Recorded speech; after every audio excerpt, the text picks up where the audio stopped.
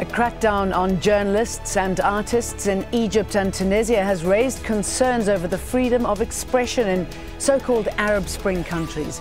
Is this freedom now in danger? And are the old practices of oppression being adopted by new leaders? This is Inside Story.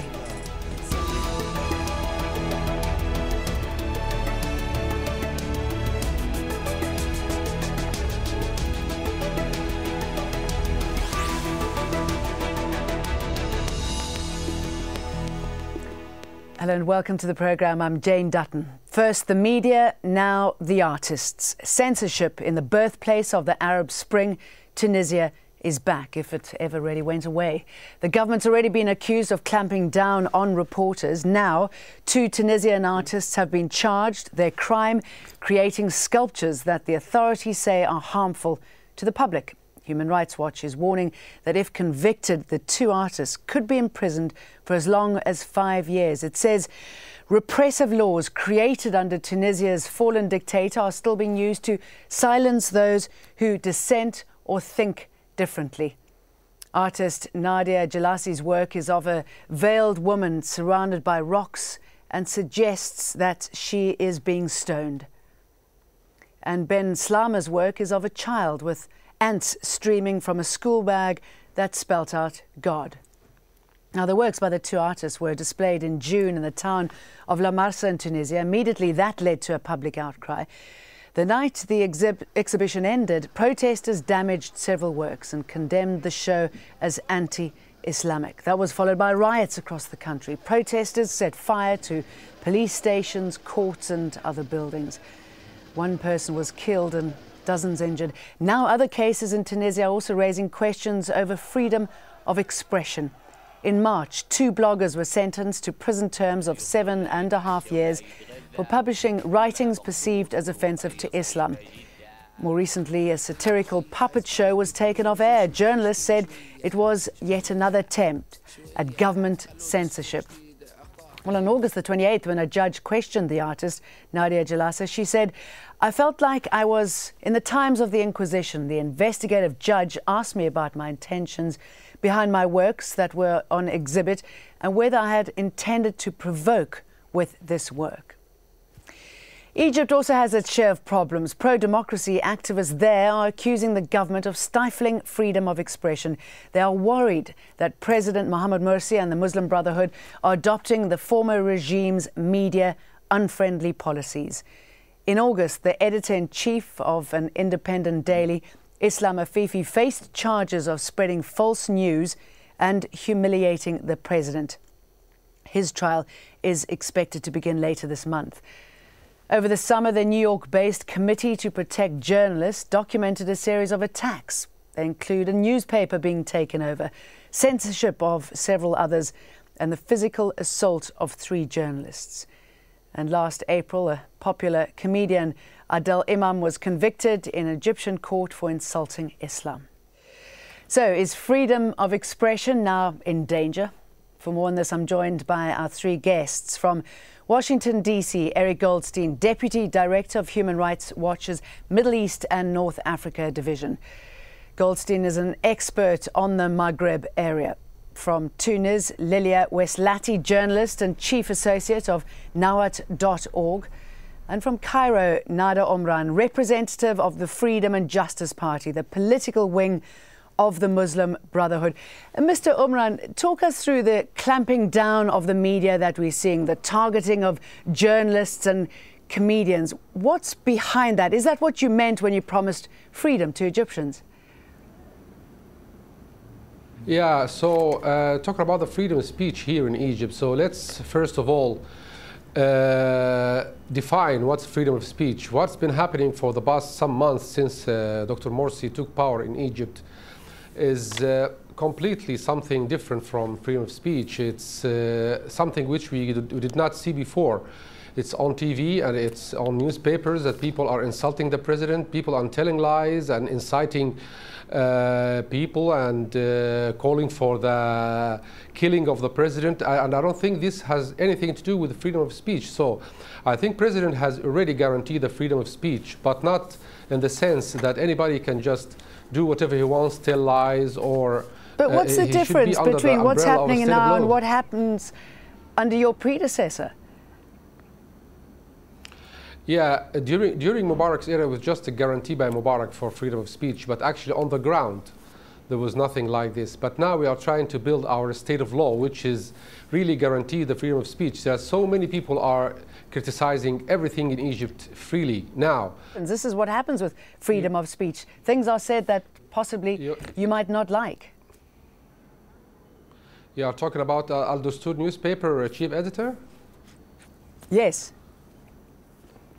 Yeah, I mean, let's have some time here and try to take a good look about what he was writing on his newspaper. I mean, he's telling lies about the president. He's saying that the president should be did something, and he's bringing Hamas to the Sinai region. He is bringing something different. These are lies. This is freedom of speech. You can criticize whoever you want, but telling lies, this is different. I mean, that's the point. There's so many opposition papers in Egypt and free But how do you pick and choose whose words you like and whose words you don't? How does that work? Nobody can agree. I mean, you cannot like a lie or you dislike a lie. The lie is a lie. So if he's lying, if he's said untrue information, so nobody can disagree about that. Mr. Goldstein, listening to what's been said, taking a view of what's happening in Egypt, I mean, does this ring warning bells for you? Well, obviously, things have improved since the era of Mubarak. People are speaking out. The television has more different kinds of views. But the real danger, I think, is that the laws that Mubarak used to put journalists in prison, to control the media, are still there. And as long as those laws are there, no matter who's in power, they're going to use these laws, and that's what we're seeing happening now. Our Egyptian friend can refer to these things as lies and so forth, and yes, there are irresponsible journalists, there are journalists who incite, and those kinds of things should be challenged. But as long as you have laws that provide prison terms for speech, they're going to be used, and we have Islam Afifi, the editor of Dastur, who's facing prison. We even have Egypt's most famous actor, Adil Imam, who's facing an appeals trial this month. He may go to jail for showing "quote-unquote" contempt for religion in his movies. So we have to reform the laws. We have to get rid of prison terms for freedom of expression, as long as that expression is peaceful. Is that something that's likely to happen, Mr. Omran, getting rid of those laws that target freedom of expression? It will happen. Let's notice that we are. What sort of time frame are we looking at? And a transitional. We are still in a transitional period now, so we are still don't have the laws. What Dr. Morsi have applied already is that he just banned the precautionary lockup of the journalists. But in order to set a new law for journalism, it needs to have a parliament, and we set this new law in the parliament. But talking about my friend who's talking about what happened to Adil Imam and these people, this has nothing to do with the government. It's just the judiciary. Judiciary did not change from the days of Mubarak, so we don't interfere in the judiciary of Egypt. Even before the revolution or after the revolution, something completely free here in Egypt. And I think what's happening, freedom of speech, to define it, it's in the United States as well. They have the same problem. If you are going really to incite, I mean, or to insult somebody, you have to go to a court about this. It's a freedom of speech, and at the same time, it's a state of law. I mean, you cannot just leave everything happens like this. It's not like the days of Mubarak. It's the same thing in Tunisia as well. They've reformed the law on the press, but the criminal code still has provisions about disturbing the public order that are being used against journalists and artists who now face prison terms. We have to reform the laws in these countries so that the freedom of expression is respected. But it goes beyond that, because in Egypt we've seen also the president's people have been replacing the heads of state media, and in a way that clearly shows a bias toward his party. And I think that the problem here is that we're not looking, people don't see the state media as a public service. They see them as tools to be used for their own advantage, which is obviously the way that President Mubarak used it. And we have to have independent institutions that appoint the heads of these newspapers and television stations, both in Tunisia and in Egypt, to ensure their impartiality. Okay, you touched on Tunisia. Let's bring in Ms. Weslaty. Tell us about what's happening in Tunisia. We're seeing something very similar going on there, clamping down on the press, clamping down of journalists. What's the drive behind that? How's that been justified? Before 14 January, we were fighting for against censorship. Now, the problem is that we don't have enough justice. It means that we don't have independent justice. The judge say this. The Association of Magistrats say that we don't have independent justice because the executive power are dominating the judge. So what's happening now, for example, for journalists or especially for artists who were accused of disturbing public, making trouble, public trouble. The problem that we don't have independent justice. They are accused of blasphemy, and they are like we are living like Inquisition, but it's. Okay, let me put that to Mr. Omran. Do you see any similarities between what's happening in Tunisia and what's happening in Egypt? Yeah, in the sense that they still have, in Tunisia, they don't have this independent judiciary. But I think Egypt, we have independent judiciary. But the point is that the laws which are there is still the laws of the previous regime. So in order to change this law to guarantee the real freedom of speech and the real independence of press in Egypt, we have to change these laws. But so far we don't have a parliament now. So right after the parliament, I think these issues will be on the table and it will be discussed in the parliament. We will have a real law which is really applied and respected by everybody to guarantee the freedom of speech and to guarantee also the freedom of press and human rights as well. So this all are part and parcel from the freedom in Egypt itself. So we are hoping that the judiciary is a question of identity something that's playing into the changes that's happening in Egypt? I think so, yeah. I mean, we have to build real guarantees. We just not verbal guarantees by the president, like the ex-president or something. We have to build this. Either Morsi is there or somebody else. The freedom of speech, the freedom for human rights, the freedom for everybody should be applied. It should be a law. It should be something which the normal people can breathe. Not just a matter of ink on paper. Okay, let's talk about your newsreader, Fatima Nabil. She was wearing the hijab, the headscarf. She was seen on state television on Sunday for the first time since the channel was launched in 1960. What does that suggest? Is this a sign of freedom or a sign of possible social restrictions up ahead? I think it's a real good sign of freedom. So because it's not saying that the presenter should wear veil, but it says that everybody's free to wear whatever. I mean, the efficient person should be there. The criterion should be the efficiency, not the outlook. So either she is veiled or not veiled. We have to have freedom. So whoever is more efficient, whoever is capable, should be there. So it's not a matter of veil; it's a matter of freedom. What do you make of that, Mr. Goldstein? I mean, should changes within the media be about appearances, or should it rather be about dismantling ties to the state as one of the transition processes in a democracy? Well, there shouldn't be a dress code for women or men who appear as newscasters on television. If there's a new requirement, and I'm not saying there is because we don't know, that women must wear a headscarf, then that would be as offensive as saying that they cannot wear a headscarf. So for me, it's something to watch. But I'd like to say, though, that President Morsi's decision to do away with pre-trial detention for journalists is a very good thing, because with a presumption of innocence, journalists should not be thrown in jail pending their trial. But I think that the president could go much further and say, we no longer want to see journalists put in prison for anything. Even if they are convicted, there should be civil penalties, but to put journalists in jail has a very chilling effect on freedom of expression. Okay, can we go back to identity and religion and democracy? I mean, can Islam and democracy ever coexist if Islam believes in one ruler and that ruler is God?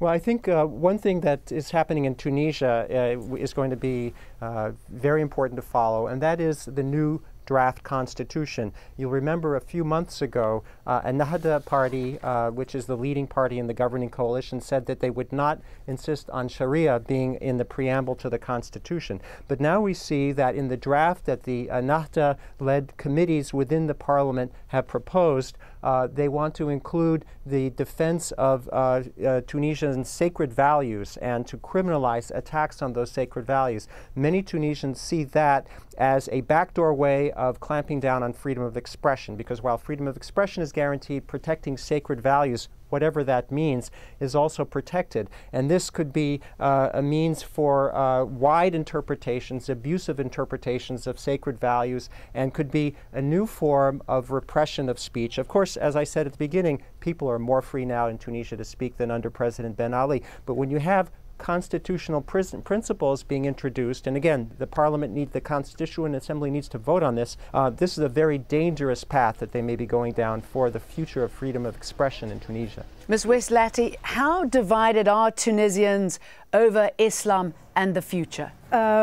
Listen, the problem in Tunisia is not about Islam. The problem is about independence of justice. Let's make it very clear.